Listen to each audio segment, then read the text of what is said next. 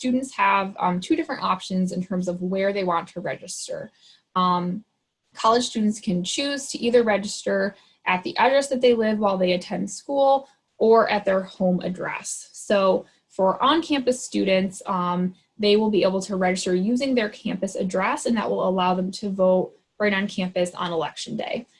We have a special form for on-campus students that is pre-populated with the on-campus address information to make sure that they format that correctly.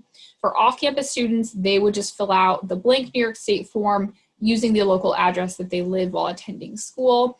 Both on-campus and off-campus students also have the option, if they prefer, to be registered at their home address. This typically means that they would have to vote absentee unless they're able to actually, physically return home to vote. So again, the options for every student are either to be registered at their home address or at the address that they live while attending school at Binghamton. They can only be registered in one location. So if they are previously registered at home and they want to change it to on campus, for example, they would now be registered on campus voting in Broome County elections. They would not be able to vote in their hometown elections anymore unless they chose to change it back at a future date. Every time you move, you do need to update your voter registration address. So this mostly comes into play for students who maybe lived on campus and were registered at that address, and now they have moved off campus. They don't always realize that they need to update their address, but they do need to fill out a new form so that the Board of Elections has the proper address on file for them. If students are not sure if they are registered or what address they're registered at, we have a link here for them to check their registration status.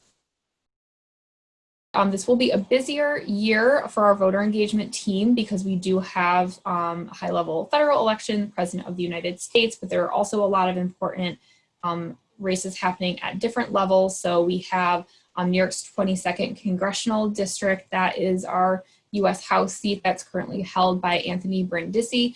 Claudia Tenney will be challenging him in the general election. This was one of the most competitive congressional races in the country in 2018, and it is looking to be a pretty competitive race again this year, so that's definitely one to watch and one that will be of interest to many students. At the state level, we also have both our New York State Assembly and our New York State Senate rep that are up for re-election, and then at the local level, we have Broome County Executive, Family Court Judge, Broome County Legislature, and a lot of other local races that will depend on the municipality that students are living in. So if they're living in Vestal, there are like Vestal Town Supervisor, Highway Superintendent, things like that.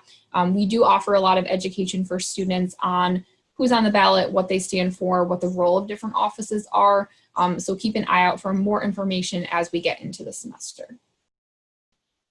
We do have all of the deadlines noted here, some that are particularly of interest. October 9th is the last day to register to vote. October 27th is the last day to request your absentee ballot. November 3rd is election day. Polls will be open 6 a.m. to 9 p.m. across New York.